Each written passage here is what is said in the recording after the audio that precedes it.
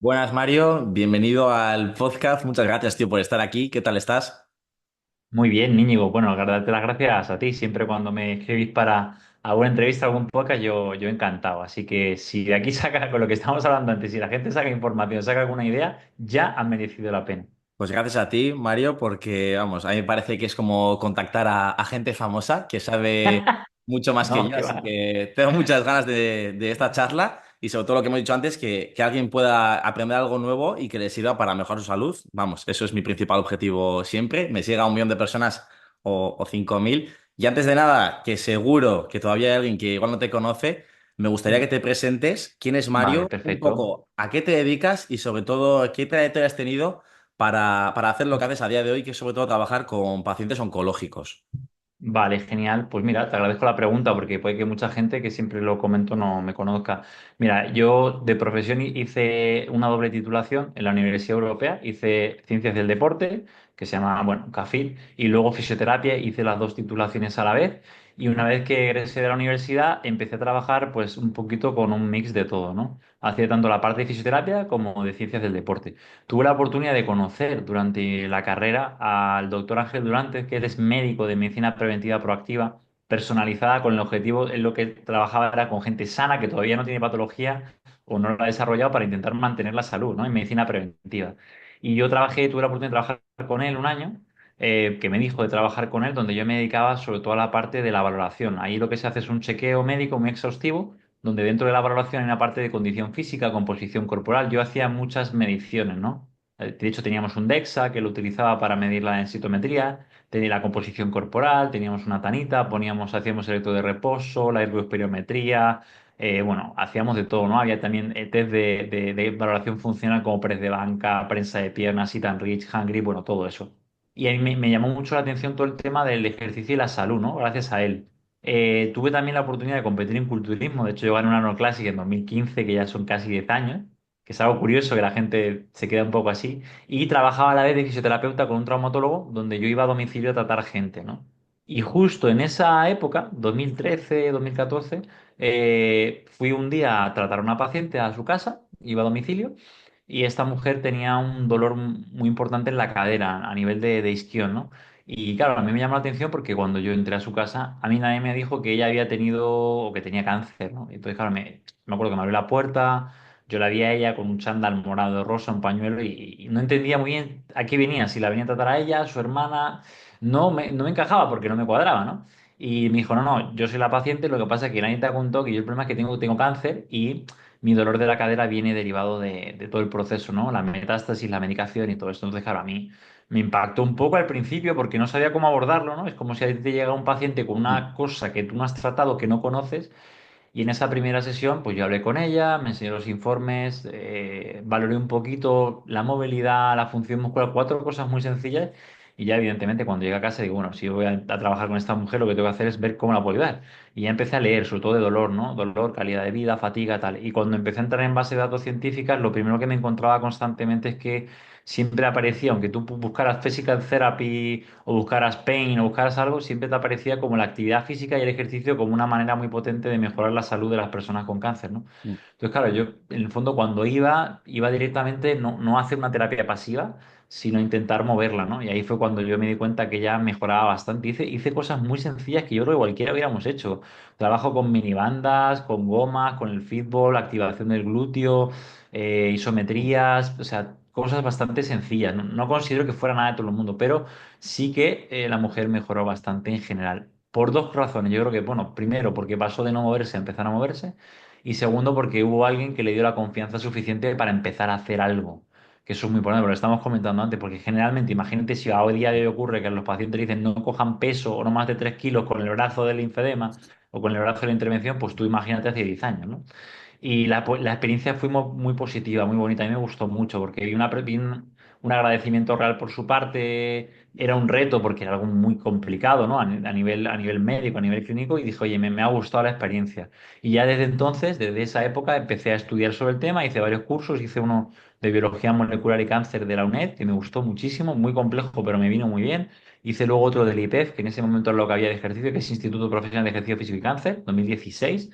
Y tuve la idea incluso de ir a estudiar fuera en Australia, pero luego no fue una buena idea porque a nivel económico era carísimo. Y yo pensaba, digo, bueno, me voy a ir fuera un par de años, pero luego al final esta persona puede que lo que me den son bases de la literatura científica y yo lo que necesito es empezar a practicar con pacientes, ver pacientes y aprender, ¿no? Entonces, ahí no fue esa no fue una idea, no se llegó a concretar. Y luego tuve la oportunidad de conocer a la doctora Isabel Prieto, porque me la presentó el médico Ángel Durantes, con el cual yo hice mis prácticas y trabajé un par de años. Y ella, aparte de ser oncóloga de radioterapia, también era paciente. Entonces, en ese impasse, pues yo la trataba a ella, ella me ayudaba a mí y fue la primera persona que confió en mí y ya me llevó a dar charlas a hospitales, a hacer, hicimos el primer congreso de ejercicio físico y cáncer en 2017 en Madrid y ya fuimos haciendo cada vez más cosas. Y realmente lo que ha eclipsado, lo que ha, vamos a decir, no, lo que ha impulsado, perdón, un poco que yo tenga la capacidad de ver más pacientes, tener un centro, al final ha sido esto que estamos haciendo, que es la comunicación en las redes sociales. Y a través de ahí es por donde suele llegar la mayor cantidad de gente, no porque realmente ahora en los hospitales haya mucha más conciencia, sinceramente. Ya, así que como las redes sociales al final son una herramienta Una que a herramienta. veces hace muchísimo bien, menos mal. Y como digo yo, que todavía hay gente que todo esto que vamos a ver en la entrevista es que hay personas que no lo conocen o a lo mejor tienes un familiar pasando un proceso oncológico y que no sabe que entrenar fuerza, que igual no sabe ni lo que es, le puede ayudar. Así que qué bien que están estas plataformas. Eso es, o sea, al final hay, a ver, yo me he dado cuenta que hay diferentes canales de información, Mm. que si está por los medios de comunicación, ¿no? La televisión convencional, está YouTube, está pues los podcasts, la radio, las propias redes sociales tipo Instagram, yo qué sé, hay gente que es streamer, ¿no? Pero sí que al final que cuanta más comunicación haya sobre la relevancia que tiene el tema, y como has dicho tú, Íñigo, con cosas sencillas, mejor. O sea, muchas veces yo digo, en un podcast no tiene ningún sentido ponernos a hablar de las mitocondrias y el ciclo de Krebs y el efecto Warburg, porque Mm. esto no es para este público, que sea más importante que sepan que se tienen que mover, que pueden coger peso, que no hay un límite de peso y que de alguna manera tienen que confiar en que el ejercicio y la actividad física es parte del proceso de salud, pero tengas cáncer, tengas osteoporosis o no tengas nada. O sea, hay una frase que yo pongo muchas veces en los cursos que doy o los congresos cuando voy para, que me invitan para dar ponencias con la industria farmacéutica para médicos y eso, que a veces el título es muy importante, ¿no? Ser sedentario no es una opción. O no te puedes permitir, no te puedes permitir ser débil. Cosas así que la gente se le queda y son como frases cliché que luego al final llegan a la gente. Qué bueno, y sí, a mí me gusta mucho eso de hacerlo siempre para la gente, ¿no? Porque yo también he tenido a veces ese problema de, pues, de querer aparentar que sé más y hacerlo más complicado o lo que sea, y que sobre todo tú y yo que trabajamos con personas del día a día, que es cuantas más personas puedes ayudar, cuanto más fácil lo hagas y Mejor. mejor les llegue, vamos, que mucho Pero, mejor. pero tanto, Íñigo, tanto la parte de comunicación como la Mm, parte luego de intervención. O sea, hay una cosa que me he ido dando cuenta con el paso del tiempo. Mira, por ejemplo, el martes, no, el miércoles, o sea, ayer, entrené a una paciente que acaba de pensar, 70 años, cáncer de pulmón, que está con radioterapia por las tardes y lleva un ciclo de quimio, ¿no? Y lo que dices, tú ves el entrenamiento es muy sencillo. mm. O sea, lo que hemos estado hablando, hizo un calentamiento en la bicicleta 2 minutos, hizo un trabajo isométrico y de core para calentar al principio en el primer bloque y luego hizo 4 o 5 ejercicios de fuerza muy sencillos de tren inferior, tren superior, casi con su propio peso corporal con autocarga. El primer entrenamiento que hacía en, yo qué sé, 30 años. Entonces, y encima con un cáncer de pulmón. Y la mujer, lo bueno es que no ha tenido muchas agujetas ni dolor muscular, que yo no lo quería. Se encuentra relativamente bien, un poquito en el glúteo. Seguramente de algún ejercicio tipo el peso muerto, que fue más la técnica que la carga fuera alta. Mm. Y eso, simplemente que ella sea capaz de hacer eso y eso replicarlo en su casa un par de días, además del día que viene conmigo, va a hacer que en un mes y medio esté muchísimo mejor. Y no hace falta ponerte a hacer cosas raras con kettlebell, con gomas, con, yo qué sé, con plataforma. No, al final, cuanto más sencillo lo hagas, mejor. De hecho, incluso la gente que tiene alto rendimiento, o yo a veces cuando entreno hago cosas muy sencillas, ¿no? No hago cosas rarísimas de entrenamiento y muchas veces en la base está lo más relevante. Sí, en mi caso también yo trabajo un poquito igual, no estoy especializado en cáncer, pero en nuestro centro de funcional trabajamos con multitud de perfiles, ya sea gente más mayor, más gente con enfermedades, patologías, dolores, y te das cuenta que al final, pues con que la gente entre 2 días a la semana, fuerza, mejore, progrese, tenga más autoconfianza y mejores sus niveles de masa muscular, ahí ya tenemos, vamos, el Haya paquete de ganado los casi el beneficios. 80% de la batalla. Sí, sí, sí, totalmente. De hecho, muchas veces Íñigo, la lacra, que yo le digo a la gente, viene más no tanto de la propia patología en sí, sino de la falta de actividad física, o sea, como el envejecimiento, ¿no? Dices, o sea, el envejecimiento, el modelo de envejecimiento convencional occidentalizado te lleva a que lo normal sea que tengas dolor, que tengas osteoporosis, que tengas disfunción, que te fractures una cadera, pero eso realmente no es lo normal. Si tú analizas tribus indígenas que no tienen contacto con el estilo de vida moderno, a los 70 años llegan cazando y llegan andando por el monte, sin ningún tipo de disfunción, ni problema, ni patología. Pero claro, al final, si tú llevas 70, 60 años de sedentarismo, el cuerpo, pues muy bien no ha llegado, como es normal. Independientemente luego que haya patología, que haya un cáncer,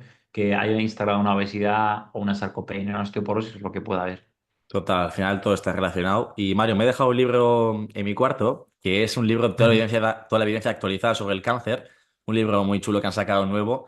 Pero ya que te tengo aquí, quiero que tú expliques de primera mano qué papel Mm. juega el ejercicio físico, ya sea en el entrenamiento de fuerza o en el entrenamiento de cardiovascular, en este proceso Mm. oncológico, en estos pacientes y en esta enfermedad. Que nos cuentes un poquito Mm. qué beneficios tiene para que la gente lo pueda entender. Sí, eso es. Mira, ha salido un artículo publicado hace nada. Es más, es que lo tengo aquí, es más, lo voy a enseñar porque esto no sé si luego lo pones en vídeo, pero Sí. lo ha enviado mi compañero. No, pero está guay, lo ha enviado mi compañero Manu. Mira, fíjate, porque al final nosotros nos dedicamos a esto, ¿no? Y pone el impacto de Impact on Quality of Life and Side Effects, ¿no? El impacto que tiene la terapia con ejercicio en personas con cáncer, en la calidad de vida y los efectos adversos. Y viene, de hecho, es muy gracioso porque yo tengo una diapositiva en mis cursos que es muy parecida a esta. No sé si se va a ver ahí, pero creo que con el reflejo no llega a verse. Pero ahí sí, mira, ahí se Ahora va a ver. sí, ahora sí. Ahí, Eso es. ahí, ¿ves que son como muchos? Es como Sí, sale una persona chulísima. corriendo y luego salen muchas flechas con los posibles beneficios, ¿no? Entonces, cuando yo quiero explicar esto, yo lo que hice fue revisarme un poco, como el libro que me Mm. comentas, cuál es una recopilación de beneficios que tiene. Hay revisiones sistemáticas, hay metaanálisis, hay y estudios o ensayos controlados aleatorizados. Y al final, básicamente tiene que ver con que el ejercicio, para que la gente se ponga una idea, va a reducir efectos secundarios de la enfermedad, va a mejorar la calidad de vida y va a aumentar la supervivencia. ¿Por qué motivo? Primero, porque va a mantener y preservar la función muscular y la masa muscular, va a Mm. mantener y preservar la cantidad de hueso y la calidad del hueso, va a reducir la fatiga, va a reducir el dolor, va a mejorar la calidad del sueño, va a mejorar también el proceso de inflamación, ¿vale? Va a regular el sistema inmune, regula también los sustratos energéticos y, en este caso, las mitocondrias, ¿no? Las fuentes de energía que nos permiten producir energía y ATP. Y al final, de alguna manera, todo esto también te lleva a que reduzca la toxicidad, o sea, que la gente tenga menos anemia, menos neutropenia, menos, o sea, que las defensas estén mejor, menos toxicidad a nivel hepático. Y todo esto, evidentemente, te lleva a que a su vez la persona pueda vivir más años a pesar de la medicación o a pesar de la enfermedad. Eso es como a grosso modo. Y es bastante importante, o sea. Y de hecho, hay una frase que yo siempre comento a la gente para que no se agobien, que muchas veces no hace falta entrenar tantísimo. Lo que pasa es que venimos de hacer tan poco que 2 o 3 días Mm. es muchísimo. No sé si me explico. Pero tú analizas un poco las guías. Y yo me acuerdo, estuve en un congreso en la Universidad de Deusto la semana pasada, en San Sebastián, y Íñigo decía, si realmente con 3 días en semana de 60 minutos, o sea, 1 hora 3 veces en semana, esos son 180 minutos. Con 180 minutos de ejercicio físico bien organizado, tú puedes conseguir muchísimas mejoras. Seguramente no todas, porque hay ciertas adaptaciones que requieren mucho tiempo, Mm. tanto de dedicación como de seguramente meses o años, pero la gran mayoría de población que nunca ha hecho nada, a poco que empiece 2 o 3 días en semana, que es lo que tenéis vosotros, hacer un entrenamiento organizado, sencillo, va a mejorar mucho. Nosotros lo vemos. Nosotros tenemos un servicio presencial y uno online, y el Mm. online, una de las cosas que más nos llama la atención es que, como delegamos mucha responsabilidad al paciente, pues tienen una programación de a veces 3 días de fuerza y el resto de caminar o hacer actividad cardiorrespiratoria, 4 días de fuerza y el de resto de días cardiorrespiratoria, algunos incluso entrenan 5. No entrenan 2 horas, ni mucho menos, igual entrenan 20 minutos, media hora, 40, pero sí que nos hemos dado cuenta que la gente que mete más frecuencia en semana, que hace un poquito pero todos los días, mejora mucho más que el que se pega 3 horas solo una vez en semana. Entonces yo a la gente le animo un poco a eso, oye, encaja en tu rutina de día algo sencillo de 20 minutos que puedes hacer y eso te va a dar unos beneficios brutales. Y dentro de esto, Mario, ¿tú cómo dirías, o no sé qué dice la evidencia científica, en cuanto a la dosis mínima efectiva y la dosis óptima? O sea, Claro, sí, sí. sí, Mira, generalmente siempre hay, cuando tú lees los consensos, ¿no? Está el Colegio Americano de Medicina Deportiva, la CSM, American College of Sport mm, Medicine, está la ACS, American Cancer Society. Bueno, hay muchas, bueno, la propia Organización Mundial de la Salud, y todas se rigen por los mismos mínimos, que los mínimos a veces no son óptimos para ya. ciertas cosas, pero sí son cantidades, ¿no? En volumen e intensidad que pueden reportar unos beneficios muy grandes si eh, nos asegurásemos de que la gente los hiciese, porque luego el problema es que a veces estamos contabilizando actividades como si fuera ejercicio y no lo son. Entonces, generalmente la dosis que se suele recomendar, que además es que sería lo óptimo, que simplemente con que la gente hiciera el 100% de la población hiciera eso, reduciría yo que sea un 30-40% de la incidencia de enfermedades. Y son 150 minutos de actividad cardiorrespiratoria de moderada intensidad, y la moderada intensidad está descrita que tiene que ser entre 3 y 6 METs. METs son como unidades metabólicas. O sea, hay que decir que está descrita de tiene que ser a esta intensidad. No vale con pase usted viendo tiendas, no. Tiene que ser a una determinada velocidad, unos determinados vatios, a una determinada intensidad. Y luego, por otra parte, además de hacer esos 150 minutos, que son como 30 minutos 5 veces en semana, o creo que son 21 minutos 7 veces en semana, hay que añadir 2 días de trabajo de fuerza. Y eso, en teoría, sería lo mínimo. Entonces, claro, es que lo mínimo para la mayoría de la población es mucho, porque la mayoría de la población no hace nada. Y el que hace un día de pádel, 2 días de pádel, juega un fin de semana un partido de fútbol y quizá algún día en semana pues va al gimnasio o hace algo. Entonces, por eso digo que acumular esa cantidad de tiempo, que no es mucho una semana, viene a ser que todos los días hagas media hora de algo cardiorrespiratorio y luego saques otras 2 horas para entrenar la fuerza, pues lamentablemente cuando no haces nada es muchísimo. Pero cuando ya eres una persona activa que hace algo, que ya acude al gimnasio 4 o 5 veces en semana, es mucho más fácil. Entonces, esos mínimos pueden reportar unos beneficios muy, muy, muy grandes. Ahora bien, ¿qué es lo óptimo? Que lo decía Íñigo, pues lo óptimo sería doblar la dosis. Mm. Lo óptimo sería irnos a 300 minutos de actividad física. Lo que pasa es que eso ya es más exigente, pero si lo analizas, no deja de ser también 1 hora al día durante 5 días. O sea, tampoco es tantísimo, ¿no? Entonces yo el problema que le veo radica en eso, en que no hemos conseguido a nivel social que la gente tenga un esquema de día, una estructura, donde al igual que se levanta para llevar a los niños al colegio, o se ducha todos los días, o hace la comida, o va a la compra, pues a su vez también cuiden su cuerpo. No, no lo hemos conseguido, por el motivo que sea, ¿no?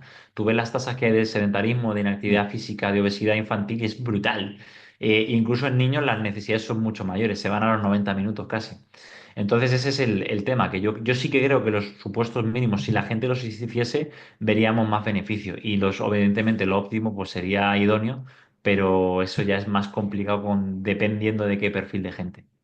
Sí, lo que pasa es que en muchos casos las personas que van a empezar a entrenar, o sea, es que no han entrenado nunca y ya a partir de, pues de eso se nota muchísimo y ya solo con que vayan 2 días a la semana a entrenar, yo creo que ya es un éxito en una población que la cuarta causa del mundo es el Sí, sedentarismo. claro, exactamente, sobre todo llego porque al final la ventaja, entre comillas, es que yo, por ejemplo, en el centro lo que hemos empezado a añadir hace pocos meses es una valoración funcional, Mm. donde la valoración, pues medimos, seguramente vosotros también hacéis al cliente cuando entra una pequeña entrevista y una valoración, pues una serie de capacidades físicas básicas, desde pues, el salto vertical, la fuerza de presión manual, pues, cuántas veces se puede sentar y levantar de una silla si es una persona más frágil, y hemos empezado a valorar, por ejemplo, el consumo de oxígeno, ¿no? Que el consumo de oxígeno, para que la gente que no lo sepa, es tu capacidad cardiovascular, es la máxima capacidad que tiene tu cuerpo para absorber, transportar y utilizar ese oxígeno para generar un rendimiento, ¿no? Correr, nadar, pedalear, etcétera. Y lo que yo me he dado cuenta es que me llamó la atención al principio es que los valores de condición física general son súper bajos. Sí. Y no por el cáncer, sino porque generalmente la persona lleva sin saltar pues desde que tiene 15 años. Entonces, si tienes 43 o 50 son muchas décadas sin haber intentado saltar. Entonces se pierde la capacidad. Y al final la ventaja es que como están tan mal de condición física general, a poco que hagan mejoran mucho. Los que peor están son los que más mejoran. De hecho, en el congreso este de ergospirometría de la semana pasada me llamó muchísimo la atención porque en personas con enfermedad cardiovascular, cuando hacían un protocolo de 9 semanas de intervención cardiorrespiratoria, 2 o 3 veces en semana, un trabajo concurrente, fuerza y cardio, mejoraban hasta un 40%. Eso es una burrada. ¿Qué pasa? Que tienen valores tan bajitos de capacidad que con poco que hagan, en poco tiempo, la mejora es muy, muy importante. Y hay mucha gente que le digo, mira, las primeras 12 semanas, que son 3 meses, 16 semanas, tenemos una oportunidad única porque es una ventana que pasa del sedentarismo más puro a la actividad. Entonces vas a mejorar muchísimo por naturaleza, ¿no? Como si tú te apuntas a clases de alemán o de inglés, el día 1 sabes cero y el día 3 ya sabes 5 o 6 palabras y esa diferencia es brutal. Pues esto es lo mismo. Una vez que hayamos conseguido ese pico, ya es mucho más difícil intentar mejorar más o intentar mejorar al mismo ritmo, pero el objetivo no va a ser que mejores muchísimo más, sino va a ser que lo mantengas. ¿Cuál es el problema? Que hay veces que no puedes mantener una capacidad que ni siquiera has desarrollado. Mm. Entonces sí que es importante que la gente actúe, y a mí me interesa mucho lo que estabas comentando en tu centro, sobre todo en la prevención, porque muchas veces cuando llega la enfermedad, tu nivel de condición física y tu salud está tan mal y es tan bajita que cualquier pequeño traspiés que tenga te la va a jugar muy fea. Te pongo un ejemplo muy sencillo. Mira, hemos visto a un paciente de un tumor neuroendocrino, 65 años, no es tan mayor, pero que tiene un deterioro muy importante. Tiene un antecedentes de infarto, tiene este diabético, pues imagínate, ¿no? La hija es enfermera en un hospital y me trajo la analítica. Y claro, yo miro la analítica y digo, madre mía. Tenía la LDH en 1625, la glucosa en 485, o sea, metabólicamente está descuajeringado, ¿no? Porque ha tenido una infección de orina, la han tenido que ingresar y además físicamente hoy estaba mucho más flojo, estaba peor. Pues este hombre, la diferencia es que, claro, con ese antecedente y ese nivel de salud y esa situación, los médicos están intentando retrasar la quimio porque es que en cuanto le den la quimio lo van a destrozar. O sea, Ya. en cuanto le den un ciclo de quimioterapia, que además son dos quimioterapias, una de ellas bastante tóxica, el letopósido, pues el problema que vamos a tener es que ese hombre va a pasar de que lleva unos meses que estamos consiguiendo que deje la silla de ruedas del bastón y el andador para que deambule más o menos y sea autónomo y vamos a pasar de eso a otra vez la silla de ruedas. Entonces, ¿pero por qué? Porque su nivel de condición física, su nivel de salud general es muy bajito. Entonces, ese es el problema, que cuanto menos reserva funcional tengas, cuando menos capacidad física tengas, las probabilidades de quedarte discapacitado están mucho más cercas ante un ingreso hospitalario, un infarto, una enfermedad como una diabetes o cualquier cosa. Por eso es tan importante actuar en la prevención. Sí, no sé ahora los datos, pero lo que está claro es que si mejoramos que la gente se mueva más y entrene fuerza, uno tiene más probabilidades de coger menos enfermedades que luego pueden llegar, porque influyen múltiples factores, pero que si llega, que tu cuerpo esté preparado para afrontarlo de la mejor manera posible. Y todo lo que sea divulgar y prevención y hacer más campañas desde todos los centros de sanitarios es que es fundamental, por lo que tú dices. No, Mm. no, o sea, yo lo tengo clarísimo. Yo tengo la suerte de ver mucha gente y sí que es verdad que la gente que ha hecho ejercicio durante toda su vida y que más o menos se mantiene activa, sin que los niveles de rendimiento sean abismales, están muchísimo mejor. De salud general, ya no hablo con respecto a la enfermedad, supervivencia, anemia, tolerancia al tratamiento, no, ya hablo de salud general, su percepción. O sea, son gente funcional que hace su vida, que no tiene problemas y que se encuentra relativamente bien. De hecho, recibí una persona del País Vasco el sábado pasado y hablando con ella, la valoración salió bastante bien. Los niveles de fuerza son bajitos, pero porque no la ha entrenado. Pero la capacidad cardiorrespiratoria, como es una persona que entrena pues una media de tres, Ya. cuatro veces en semana, la parte cardiorrespiratoria, nada un día, sale a correr otros tres, hace intervalos otro día, pues está bastante bien. Tenía un consumo de oxígeno de 41 mililitros, kilogramo minuto, 40,3 creo que salió. Y es un consumo muy alto. Mis pacientes, la mayoría no superan los 28. O sea, es un valor muy, muy bueno. Yo considero más o menos saludable que tengas a partir de 35. Y claro, la mujer en este caso, cuando le pregunto así, independientemente del tumor, independientemente de la medicación, ¿cómo te encuentras? Y me dice, no, si yo, o sea, me dicen que tengo cáncer porque, bueno, porque me ha salido una prueba complementaria y debuté Ya. con un dolor de estómago muy fuerte, pero realmente yo me encuentro muy bien, no tengo ningún problema.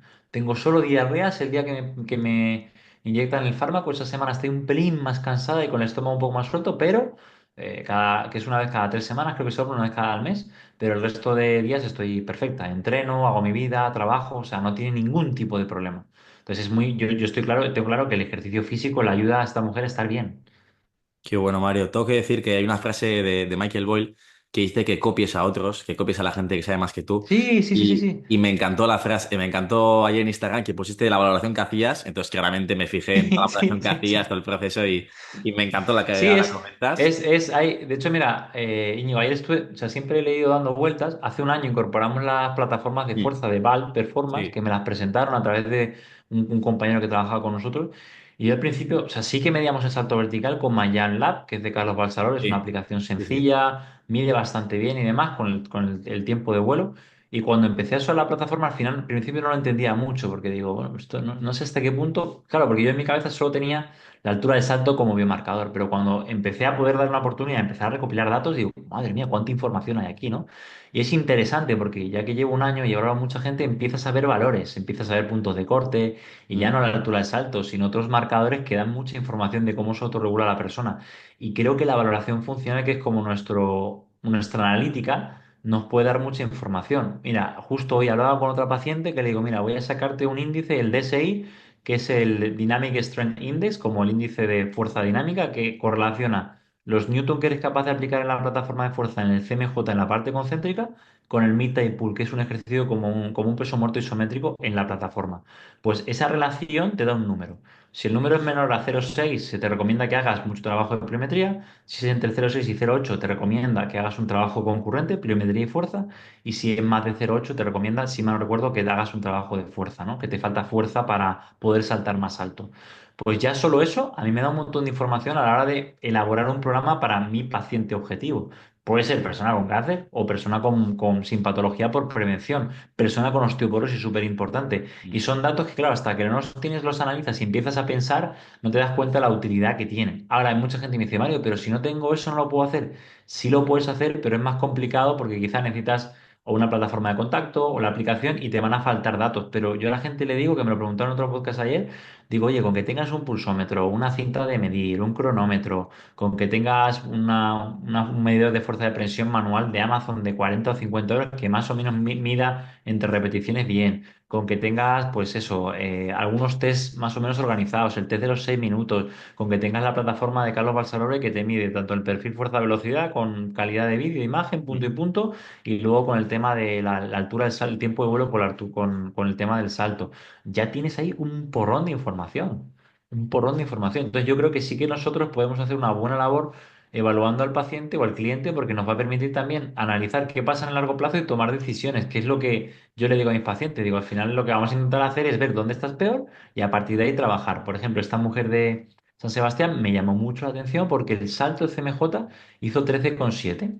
Mujer, 49 años, vamos a decir runner, que ha llegado a hacer carreras de 10K en 47 minutos, o sea, está bastante bien, con medicación y demás, vale, pero es que el salto vertical ha sido de 13,7, es que la mujer de cáncer de pulmón con 70 años que nunca ha hecho fuerza ha saltado lo mismo, Mm. ¿entiendes? ¿Cuál es mi lectura de eso? La que hace el running está muy débil a nivel neuromuscular y lo tiene que mejorar porque primero le va a ayudar a su carrera, le va a ayudar a su prevención de lesiones y le va a ayudar a su patología, y la otra mujer, la mujer más mayor de 70 años que ha saltado 13,7, pues teniendo en cuenta tu edad, teniendo en cuenta tu sexo, teniendo en cuenta la situación que tienes de cáncer, de pulmón, pues estás bastante bien, se lo dije, de hecho, o sea, ese dato es bueno o malo, vamos a ponerlo en contexto, ¿no? Es como si tengo 105 años y tengo un consumo de oxígeno de 30.000 litros, pues eso es la leche. Ahora, si tengo 16 años y tengo un consumo de 30, tengo un problema.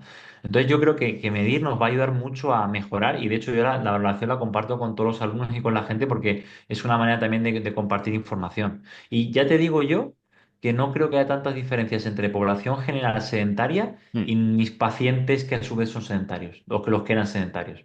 Sí, te creo, la verdad. Y luego también que, bueno, al final cada entrenador puede tener sus estándares, fuerza de agarre, cosas sencillas, Sí, sí, sí, sí, sí, sus test sí. funcionales que le puedan valer. De hecho yo muchas veces, tanto a los entrenadores como a alumnos, como a incluso Mm. clientes, les digo, a ver, la idea es tener un estándar tuyo. No quiero que te compares con todo el mundo. O sea, Sí. no puedo comparar pues, la fuerza de presión manual de una mujer de cáncer de mama con obesidad sarcopénica que nunca ha hecho ejercicio con la de una misma mujer de cáncer de mama que trabajaba en el campo, que coge la bici 200 kilómetros a la semana y que entrena CrossFit. No, no puedo comparar.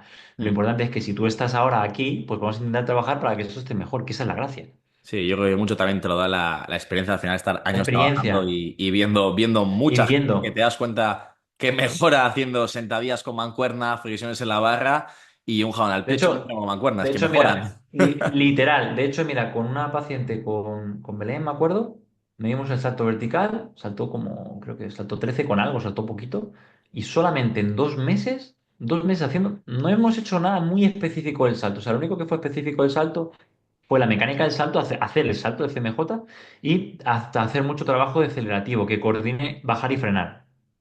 Y solo con eso, más la mejora que ha experimentado en 8 semanas en fuerza, mueve más kilos en la prensa, mueve más kilos en el peso muerto, lo mueve más rápido, ya ha mejorado 5 centímetros la altura del salto, casi un 20%. Es brutal. Ojalá mejorase yo un 20% en 2 años, no lo voy a mejorar. Entonces, claro, digo, joder, qué guay lo mucho que ha mejorado en 2 meses, solo haciendo 4 cosas muy sencillas.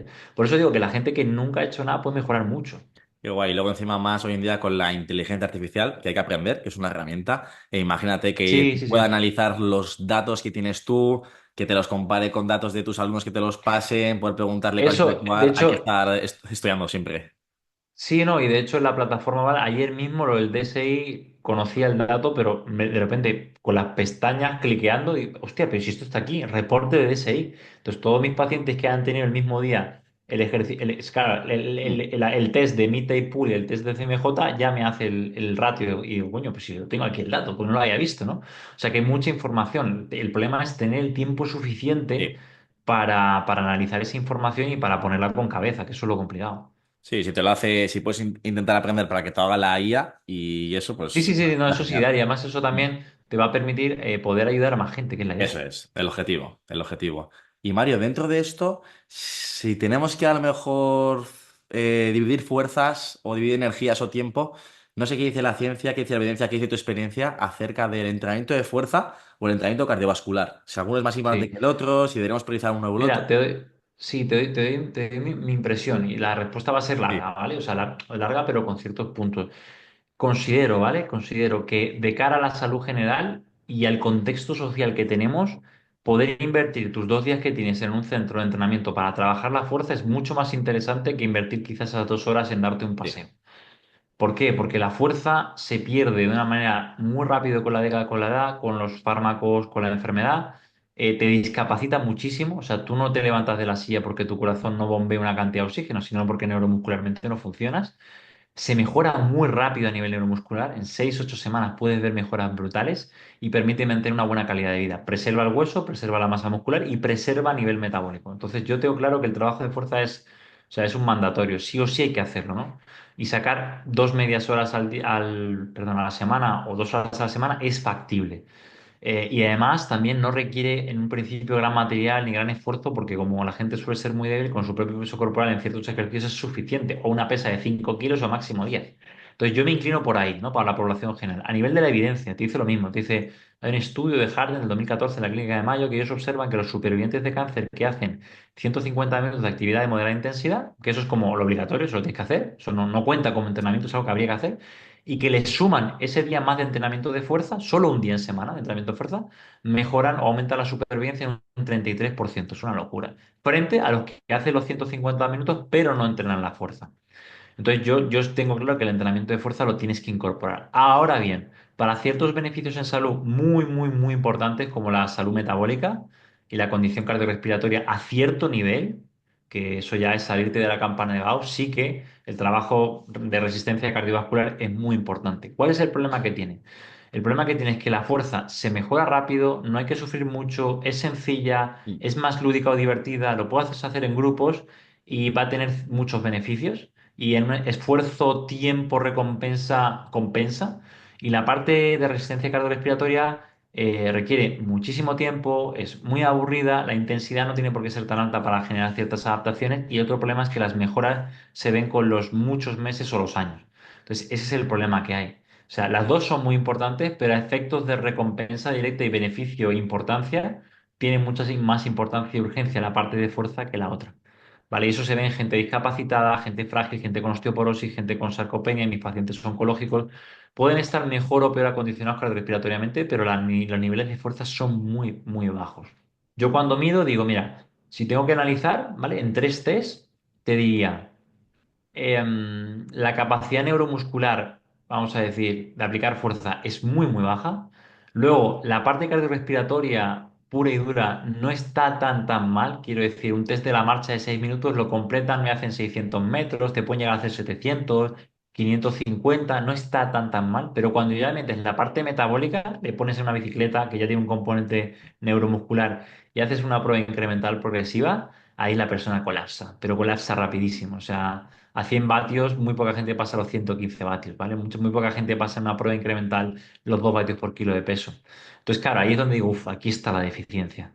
Esa es la máxima deficiencia, pero es lo más complicado de mejorar porque requiere no minutos, requiere horas a la semana rodando en la bici o andando a cierta intensidad o nadando a cierta intensidad para que se produzcan ciertas mejoras. Y luego, además, el problema que a nivel de resistencia cardiovascular, vosotros lo sabéis, yo también en estudios, las desadaptaciones son muy rápidas. mm. O sea, un cliente deja de venir 2 semanas y vuelve como casi en cero. En cambio, la parte de fuerza, aunque lleves entrando un año y dejes de venir 2 semanas, más o menos has perdido algo de función, pero no tanta, y la recuperas rápido. Vale, y en cuanto a consideraciones, ya sea médicas, desde el sistema sanitario, los riesgos que puede tener a veces entrenar o moverte, ¿qué es lo que opinas tú? ¿Qué es lo que te encuentras más? Porque yo a veces sí que hablo desde mi experiencia y no conozco todo el sistema médico, todos los médicos, pero me doy cuenta que en muchos casos hay personas que no conocen estos beneficios y que no saben que entrenar a la fuerza, por ejemplo, en un cáncer de mama, es que les va a tener, o sea, va a tener más beneficios y mejor pronóstico. Por ejemplo, mi madre es médico y no sabía este tipo de cosas tan concretas, por así decirlo, y no pasa nada, Sí, no lo digo desde no, la no, no, humillación, sino sí, desde la claro, curiosidad son, y inquietud. sí, sobre todo porque para ti o para mí, que al final has Sí, estudiado el ejercicio físico dentro del rendimiento, dentro de la salud, dentro de las lesiones, es como muy evidente que el ejercicio es importante. Y si sí, encima ya tienes estudios científicos que avalan que es relevante y te lo explican y lo documentan a nivel biológico y a nivel también de demostración en ensayos clínicos, pues tú dices, pues esto será importante, ¿no? Yo creo que simplemente por desconocimiento realmente que da la indicación. No creo sí. que haya una mala praxis o mala No, voluntad de hacer daño al paciente, en absoluto. Lo que pasa es que lo quieren proteger tanto que lo fragilizan.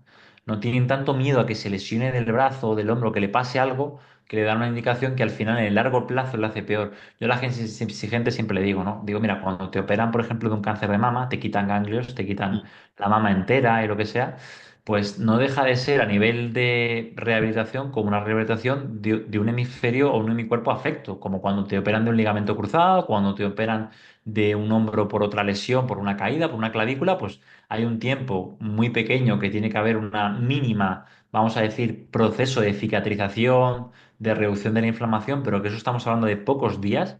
Y luego debes empezar a trabajar. De hecho, tienes que hacer pequeños bombeos para drenar la zona, tienes que trabajar a nivel isométrico porque si no va a atrofiarse la musculatura, tienes que ganar rango de movimiento lo antes posible porque todo lo que no ganes vas a tardar más en recuperarlo y se producen sí. alteraciones, incluso a nivel cortical. Entonces, todo es simplemente lógica de la rehabilitación, ¿no?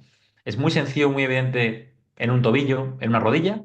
Pues si es tan evidente ahí, quizá todavía la gente no se da cuenta que es muy evidente en una cirugía de un cáncer colorectal o de un cáncer de mama. Entonces yo creo que simplemente es que que no lo conocen, que desconocen un poco la importancia que tiene y tienen tanto miedo a que llegue a pasar algo, aunque se lo cuenten y y se lo supuestamente crean, que prefieren seguir teniendo la posición más conservadora. Y eso es un problema porque al final en el largo plazo el paciente va peor. O sea, tú ya sabes que cualquier lesión que no se recupera del todo tiene más riesgo de recidiva, recaída, problemas, alteraciones o cronificarse, ¿no? Entonces yo creo que es un tema de que quizá desconocen en la importancia que tiene y el valor. Y como te digo, es muy curioso porque yo tengo la suerte de que recibo muchos pacientes de diferentes sitios, tanto de Madrid como de España, y vas viendo como en los diferentes hospitales cada uno tiene sus protocolos, sus sesgos, tal. Yo, por ejemplo, recuerdo que en el Clínico San Carlos tienen dos como escuela de pacientes, ¿no? Y una es prepararlas para la cirugía y otra es también para la prevención del linfedema y hacen una charla para las pacientes, les explican que pueden mover el brazo, que hay que hacerlo en progresión, les dan hasta un panfleto fotocopiado con una serie de recomendaciones y ejercicios que se observan en progresión, con las repeticiones, con tal. Y digo, guay, pues están muy guay porque esto ya desde el propio hospital ya empieza a aparecer, entonces ya cuando el paciente llega a la consulta, previo a una cirugía, o sabe que en su proceso va a tener una cirugía, o bien en la cirugía, ya no le da miedo pues empezar a entrenar y a mover el brazo con coherencia. No voy a poner a hacer un remo con mancuerna con su RM a una paciente que la acaban de operar, pero sí voy a empezar a activar la musculatura, movilizar un poquito, hacer alguna isometría, algún remo suave con una goma y poco a poco ir adaptando ese tejido. O sea, al final no deja de ser exponer al tejido otra vez a la normalidad, como la persona que la ingresan, la meten lamentablemente en una cama, no la levantan, pero cuando sale de ahí no se queda en la cama, la empiezan a incorporar poco a poco y que vaya poco a poco caminando 3 minutos, luego camina 7, luego camina 12, luego camina 20 y luego ya termina haciendo vida normal. Eso es una progresión.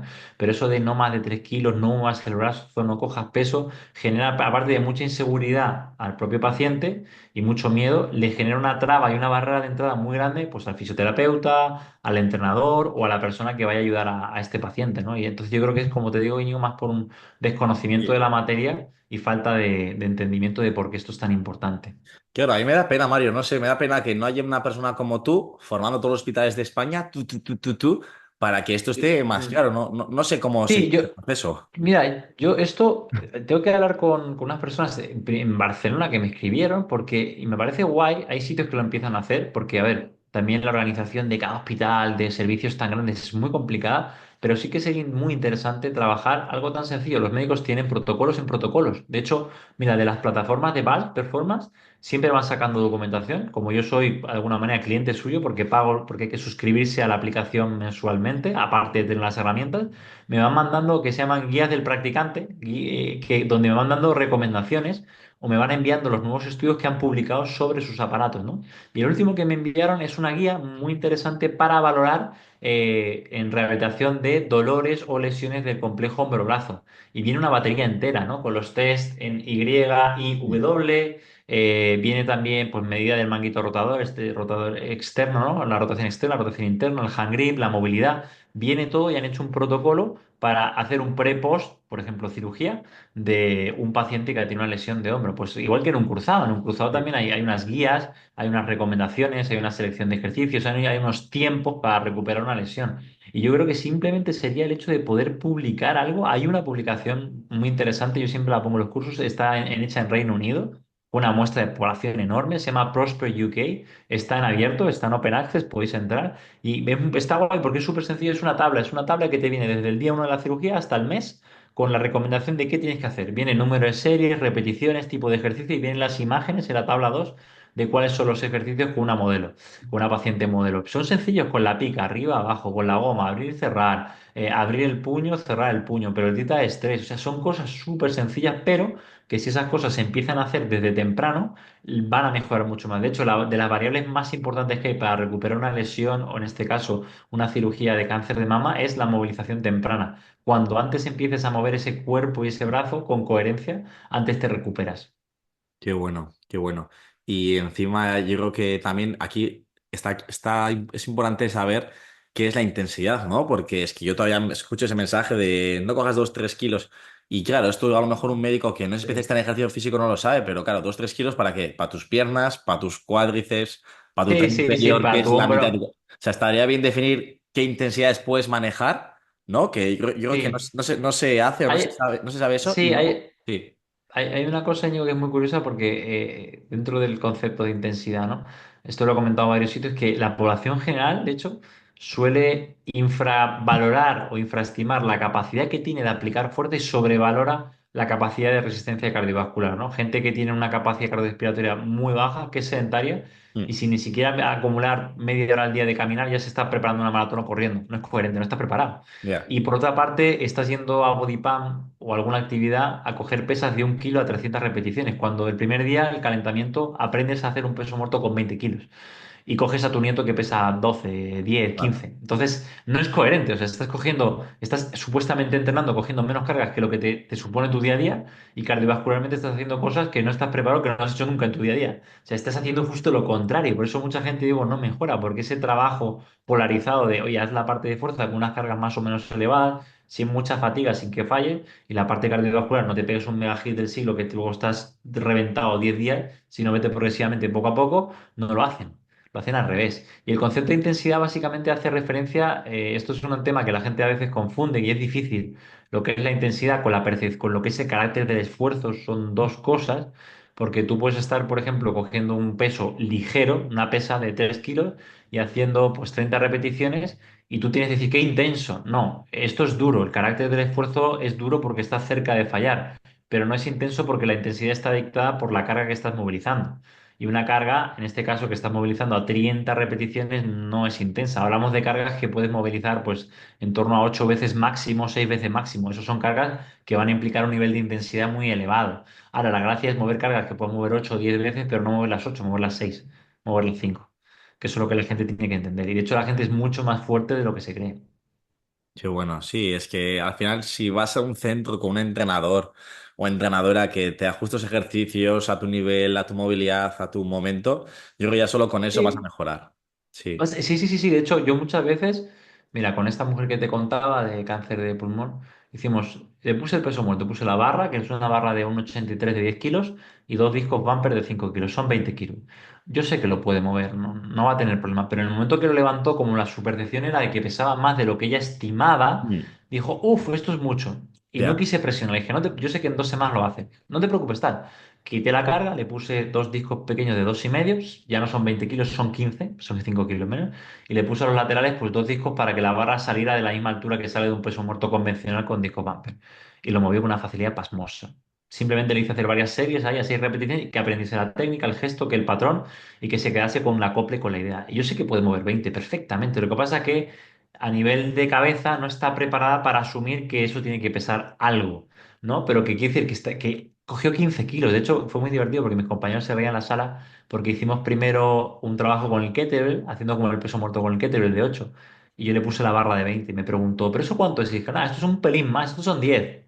No eran 10, eran 20, eran más del doble de lo que tenía. Pero no quería condicionarla, porque, claro, porque si ya le digo que son 20, va a decir, ¡buf!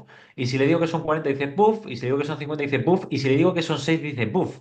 Porque cualquier cosa que pese más que la bolsa de la compra le va a parecer pesado. Esto pasa mucho que cuando la gente nunca se ha expuesto a diferentes cargas, no sabe qué es un 6 de percepción de esfuerzo, un 4, un 8, un Claro. 10, porque nunca se han expuesto a la máxima expresión. Siempre trabajas por muy por debajo de tu capacidad máxima. Entonces me hizo gracia y es una manera de representar que la gente puede mover mucho más peso. O sea, pasamos de 8 a 15 del tirón, que es más del doble. Bueno, casi el doble y tampoco le pareció tan pesado. Sin embargo, 20, que es un poquito más, sí que le pareció pesado y realmente lo puede mover. Yo me he dado cuenta de que casi cualquier persona que empiece a entrenar, a no ser que estés muy mal, 30 o 35 kilos en un peso muerto lo puedes mover. Otra cosa es que lo muevas con buena técnica o que lo muevas con dificultad y te puedas llegar a hacer daño o no tengas la confianza plena. Pero lo que es coger la barra del suelo arriba, lo levantas. Sí, yo creo que los que hemos trabajado unos cuantos años y visto pues más de 600 personas, 700, te das cuenta que todo el mundo tiene fuerza para coger 40 kilos en una hexagonal en peso Sí, muerto, sí, sí. pero el primer Ahí día, está. eso, pero el primer día no las pones, uno, porque tienes miedo, o dos, porque tienen técnica, pero vamos, si fuese por fuerza bruta, pues, Es, siempre es eso es. divertido. Siempre es divertido decirles, Sí, bueno, sí, vamos poco sí, a sí. poco, no pasa nada, que tú ya lo sabes, pero bueno, hay que darles confianza y Sí, tiempo. sí, tú lo sabes. Tú dices, si yo sé que ahora tuviera la necesidad física porque se está quemando esto y solo se apaga el fuego, si levanta la barra con 40 kilos, la levanta. Joder, la La levanta levanta muy seguro y rápido. fácil. Y muy Sí, rápido. Sí, lo que pasa que tiene el prejuicio, tiene sí, la idea de que se puede hacer daño y tal. Y además, otra cosa que fíjate, lo has dicho, y yo tengo que comprar, lo tengo pendiente, es la barra hexagonal, la trap bar, porque es una manera más sencilla sí. de ejecutar el movimiento. Te lo iba a decir fuera de cámaras, Mario, así que ya queda dicho aquí. Lo tengo Sí, aquí no, no, sí, apuntado, te lo iba a decir. No sé, si yo lo sé, lo que pasa es que el problema que tenemos en la sala es que tenemos tantos cacharros, tantas Ya, cosas, que llega un momento que simplemente por ir dejándolo, mira que en las reuniones lo comento, sí, material que nos haga falta tal, está la barra hexagonal y sin embargo tenemos una barra safety, la safety sí que ya por ahora sí, me parece excesiva, a no ser que encontrar una safety que tuviera, que pesara mucho menos que pesara, sí, no sé, 10 kilos, porque la barra safety, si la gente no sabe, es una barra para sentadilla sí. que en vez de cogerla por detrás, tiene unos topes por delante. Entonces, para mis pacientes que a veces al principio tienen muy mala movilidad en la abducción del hombro, en rotación, es muy interesante que puedan cogerla delante. Pero realmente la utilizaba con dos pacientes y con un volumen de tanta gente que tenemos, pues es que para que lo usen no tiene sentido. Y el problema es que es una barra que tampoco me permite a la gente empezar a enseñar la sentadilla porque es muy larga. Entonces la barra está inestable, les rota. Y además de eso pesa mucho, porque es una barra que está preparada para poder muchos discos, ¿no? Entonces, claro, si la barra sola, una de Rook creo que pesa como 32 kilos, esta pesa 24 o 25, pues si solo la barra pesa 25 no puede empezar nadie, o Mm. prácticamente nadie a aprender. Qué Mm. bueno, Mario. Pues estamos llegando al final de la entrevista y hay una pregunta que me gustaría hacértela. Y yo creo que tú tratas pues, con muchas patologías, muchas enfermedades y que a veces será duro, me imagino. Pero dicho esto, quiero que cuentes un poco para ti cuáles han sido o cuál ha sido el momento más gratificante de tu carrera o de la vida que tienes tú como entrenador de personas o pacientes Pues mira, oncológicos. te voy a contar uno que es algo que es muy raro, porque no creo que haya mucha gente que pueda decir esto, ¿no? Pero a mí me impactó mucho, siempre, de hecho, el reel que tengo fijado en Instagram, la primera publicación es de esto, en un podcast con Nuria Col me preguntó de si yo tuviera que dar como alguna lección de vida o una frase que yo le quisiera decir al público, ¿no? Y siempre pongo que aprovecha el tiempo que tienes porque es limitado. O sea, tú no te das cuenta que pues nos vamos a morir porque pues tienes 26, 24, 35, 40 años, haces tu vida, estás supuestamente sano y tú tiras con todo, puedes con todo, pero luego yo tengo gente con 36, 26, 28, 35, 40 que tiene una situación vital de un cáncer que seguramente se vayan a morir del cáncer, no mañana, pero dentro de un lapsus de 5 años y al final hay que aprovechar el tiempo. Y a mí lo más gratificante fue cuando la viuda de un paciente, Fran, además no fue hace tantísimo, aunque me ha pasado más veces, me dio las gracias de manera genuina, ¿no? Dice, oye, es que Mario, o sea, Mario es un monumento en nuestra casa, ¿no? Y además yo me acuerdo porque los niños los traía este hombre a entrenar conmigo y tal. Entonces, claro, que a ti alguien te tenga tan presente en su familia, que hablen de ti cuando tú, esto fue en 2018 y sigas siendo tú parte de la conversación de cómo me ha ayudado tu padre, cómo me ha ayudado permitió que tu padre esquiara contigo de pequeño, de que volviera a poder correr, volviera a saltar la comba, volviera a tener vitalidad y vida y le diera ilusión, buah, eso es la hostia. O sea, eso no hay dinero que lo pague, porque es como diciendo, es que no es en plan, de hecho, lo que digo, has trascendido, ¿no? No solamente es que hayas hecho lo mejor que hayas podido y hayas ayudado a esta persona a conseguir cosas, que de hecho yo al principio dije, bueno, no sé si con el tipo de cáncer que tiene esta persona va a volver a esquiar, pero bueno, vamos a intentar trabajar para ello. Ya no es la mejora de la condición física o la mejora de la función, sino es el agradecimiento ya no de esa persona que lamentablemente falleció, que también, sino de la familia. Eso es brutal. Porque eso quiere decir que realmente has impactado no una vida, muchas vidas. Eso para mí es lo más gratificante. De hecho, en el último podcast iba a subir hoy, mañana el reel, te llevas muchas decepciones porque yo sé que son situaciones complicadas donde yo quiero ayudar mucho, a veces la persona no está preparada y te deja tirado, no puede, no tiene el mismo nivel de compromiso y hay que entender que una situación oncológica pues pasan muchas cosas, la cabeza pues cambia mucho y la persona tiene mucha angustia y muchos problemas, ¿no? O sea, es normal. Pero sí que es verdad que hay gente que yo he tenido la oportunidad de trabajar como Marta, como Fran, como Isabel, la misma Flaví, que fue la primera persona que yo me acuerdo de esa gente y esa gente pues a mí me ha dado vida, ¿no? De hecho, esa gente ha hecho o me ha permitido a mí continuar con el proyecto y continuar queriendo ayudar a la gente y haciendo esto, porque es brutal, o sea, ahora mismo hace nada que me estaba comentando a mi pareja que me lleva con el teléfono y me dice, no, viene una mujer de Ceuta a hacer la valoración contigo el 21 de diciembre, que tiene que sí o sí hacerla contigo y dice, joder, es brutal, o sea, realmente parece ser que puedes ayudar a la gente. Entonces, cuando te das cuenta que puedes tener un impacto tan potente en la vida de la gente, sea comunicando, sea ayudándole en la sala con un mensajito y tal, pues a mí eso me llena, o sea, me hace ilusión. Realmente eso es la parte más gratificante de mi trabajo. El hacer cosas que molen, que a la gente le ayude y sobre todo intentar darles un poquito más de ilusión, investigando, leyendo, incorporando cosas nuevas para ayudarlas a que su salud sea mejor. Eso mola mucho. Y de hecho, la parte que ahora mismo a mí más me llama la atención es la parte más de investigación, empezar a meter más en temas moleculares y empezar a ver cómo el ejercicio te puede ayudar un poquito más combinado con otras terapias. Eso me llama mucho la atención.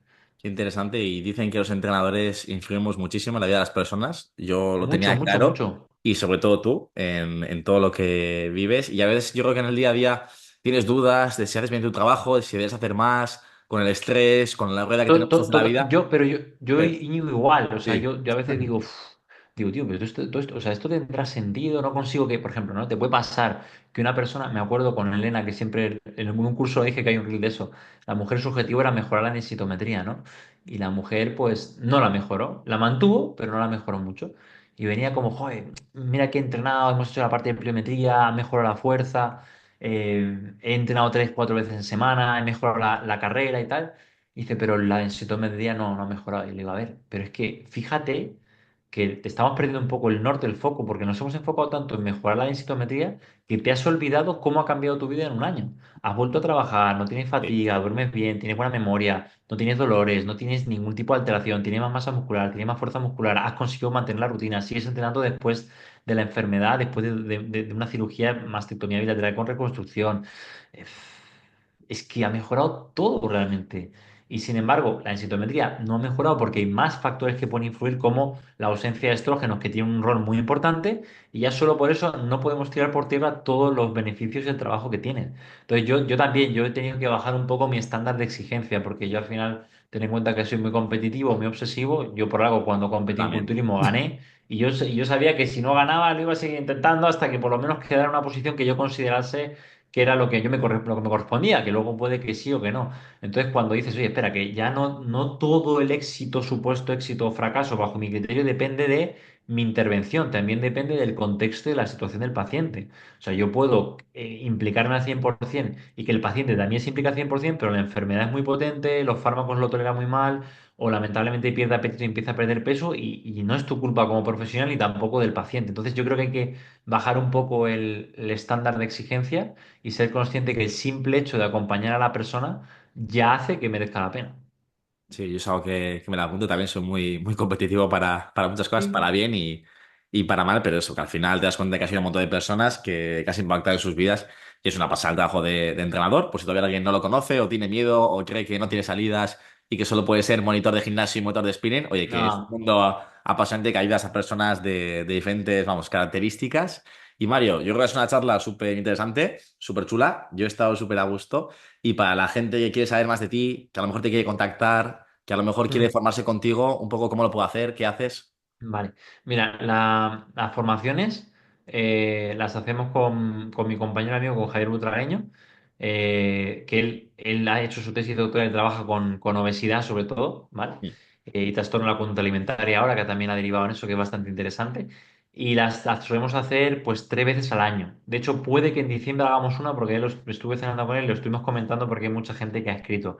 En el caso de que quieran, que me escriban a mí si quieren ya sea por la web, por la mía o por Instagram, y yo les facilito el enlace y toda la información.